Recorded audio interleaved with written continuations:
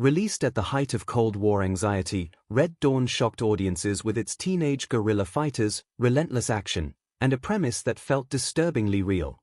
It launched careers, sparked political debate, and left a mark on Hollywood that few films ever have. But behind the explosions lies a deeper story, one involving government consultation, dangerous on-set incidents, controversial cuts, and ripple effects that lasted decades. These secrets reveal what really happened behind the scenes. And it all starts with one decision that permanently changed how movies get rated. Number 1. The birth of PG-13. Before this film hit theaters, Hollywood only had 4 rating categories and a growing problem. Violent content was slipping through under PG labels, and parents were outraged. Steven Spielberg, fresh off complaints about Indiana Jones and the Temple of Doom and Gremlins, publicly pushed the MPAA to create a middle ground between PG and R.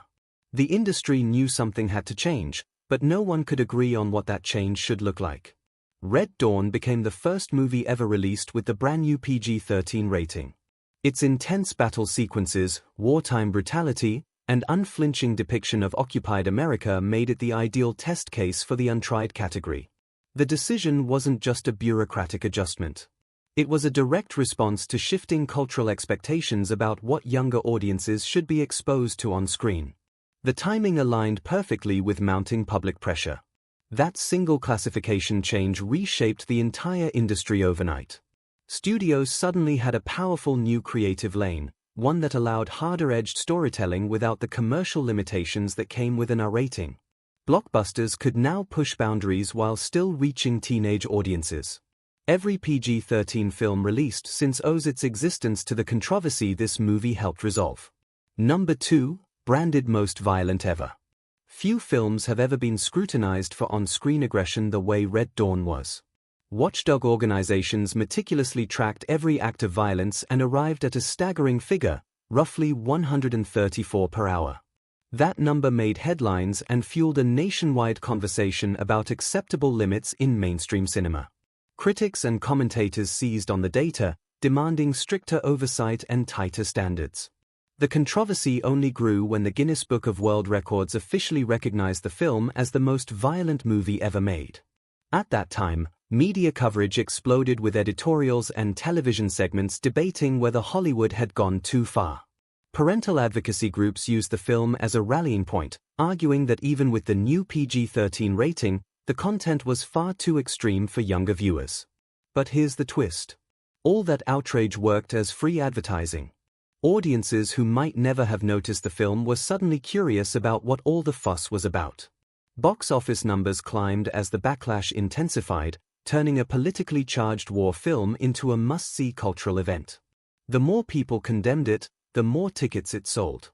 Number 3. From 10 Soldiers to War Epic. Long before cameras rolled, the project carried a very different name and a very different tone. Originally titled 10 Soldiers, the screenplay was conceived as a restrained, contemplative anti-war story.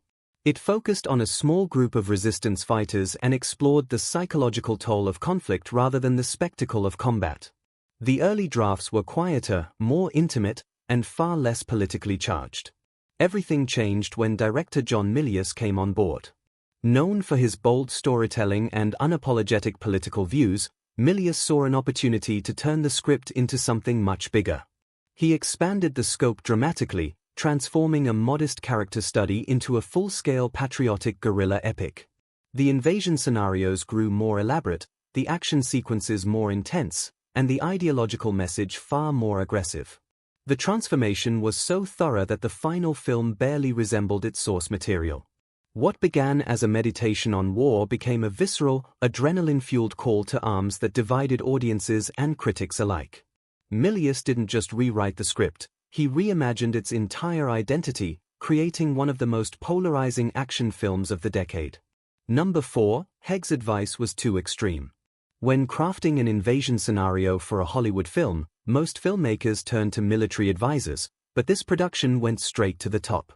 Former Secretary of State Alexander Haig was brought in to consult on how a foreign invasion of American soil might realistically unfold. His involvement added a layer of credibility that few action films could ever claim. According to accounts from the production, Haig's suggestions were even more extreme than what ended up on screen. His scenarios reportedly pushed the story into territory that even Milius, a filmmaker known for his aggressive storytelling, found too intense. There were concerns that following Haig's guidance too closely would tip the film from patriotic thriller into outright jingoism, alienating audiences rather than engaging them. The consultation revealed something fascinating about the era. The fact that a former top government official took the premise seriously enough to offer detailed tactical input shows just how deeply Cold War anxiety had penetrated American thinking. This wasn't just a movie pitch. It was treated as a plausible what-if scenario at the highest political levels, blurring the line between fiction and genuine strategic discussion. Number 5. Boot camp before filming. Authenticity wasn't just a goal for this production, it was a requirement. Before a single scene was filmed, the young cast was sent through an intense military-style boot camp designed to push them physically and mentally. They trained outdoors in rugged conditions, handling real weapons under professional supervision while learning basic survival and combat techniques. There were no shortcuts and no comfortable trailers waiting at the end of the day. The experience was deliberately grueling. Cast members drilled daily, hiked through harsh terrain, and slept in rough outdoor conditions that mirrored what their characters would endure on screen. The idea was to strip away the polish of Hollywood and replace it with something raw and genuine. By the time filming began, the actors carried themselves differently, less like performers and more like a unit that had been through something real together. That shared hardship forged a bond among the cast that translated directly into their performances. The camaraderie audiences see on screen wasn't manufactured through clever editing or scripted dialogue. It was earned through weeks of physical and emotional strain. The boot camp didn't just prepare them for roles, it made the group dynamic feel lived in and believable in a way that rehearsals alone never could. Number 6. The movie that made them stars. A single film can launch an entire generation of talent, and that's exactly what happened here. Patrick Swayze, Jennifer Grey, Lee Thompson, and Charlie Sheen all appeared together before any of them became household names. For Sheen, in particular, this was his very first feature film role, a starting point that would lead to one of the most talked-about careers in Hollywood history. At the time of release, critics were sharply divided on the movie itself, but almost everyone agreed on one thing: the young cast had undeniable screen presence. Studio executives and casting directors took notice, and within just a few years, each of these actors landed roles that defined their careers. Swayze became an action and romance icon. Grey starred in one of the most beloved musical films of all time. Thompson headlined major comedies, and Sheen rose to leading man status. What makes this cast even more remarkable is how naturally their chemistry translated on screen. The boot camp experience and shared hardships of production created a dynamic that felt authentic and grounded.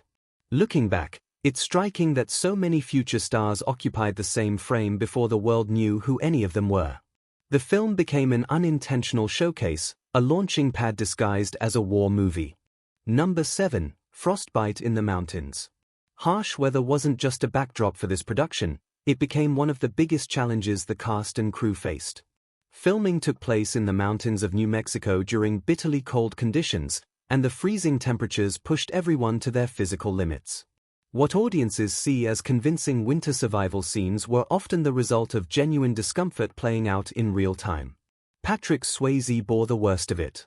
During extended outdoor shoots, the cold became so severe that he suffered frostbite, an injury that reportedly affected him well beyond the end of production. Unlike modern sets where warming stations and medical teams stand by at every turn, the conditions here were unforgiving. The cast was expected to power through, and Swayze did exactly that, despite the toll it took on his body. The brutal environment did produce one undeniable benefit: raw authenticity. When the characters huddle for warmth, struggle through snow, or push forward despite exhaustion, the audience feels it because the actors were living it. There was no need for special effects to simulate misery. The mountains delivered that for free, and the film's gritty realism owes as much to nature's punishment as it does to any directorial choice. Number 8. The love scene that disappeared. Not every scene that gets filmed makes it into the final cut, and one of the most significant deletions involved a romantic moment between Lee Thompson and Patrick Swayze. The scene was designed to deepen the emotional connection between their characters, adding a layer of vulnerability and human motivation to the surrounding chaos of war. It was fully shot and intended to be part of the finished film. However, the studio ultimately decided to remove it during post-production. The reasoning centered on pacing.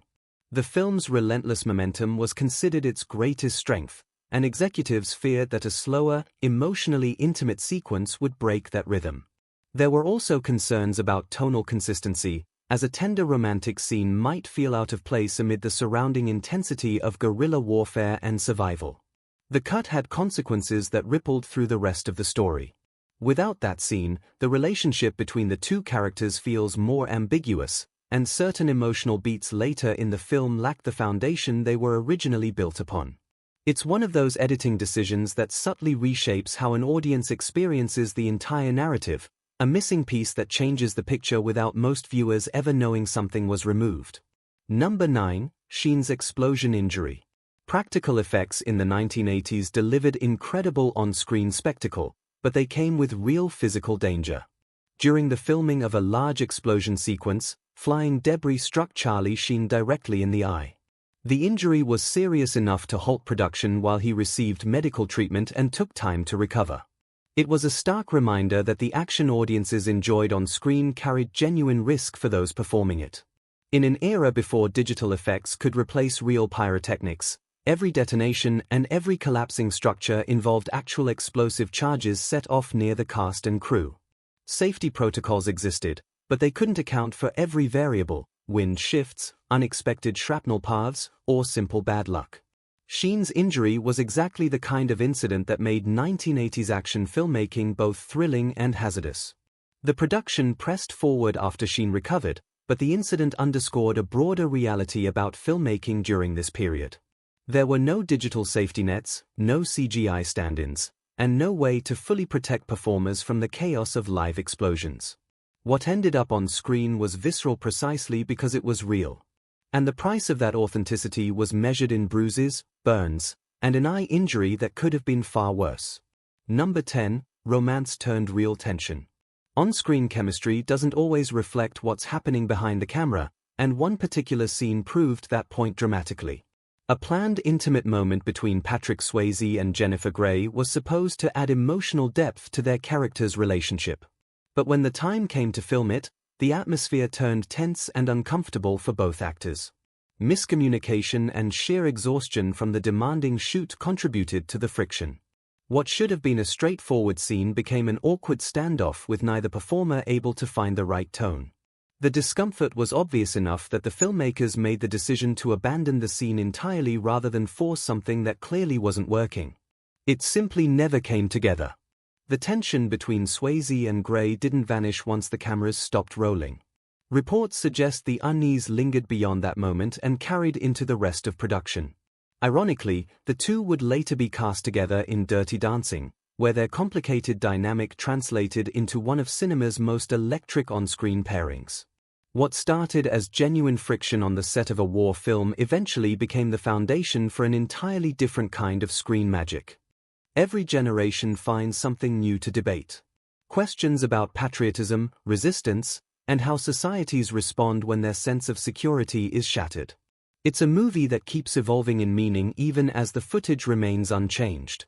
That staying power is exceptionally rare, and it's why audiences continue to discover and argue about it more than 4 decades later.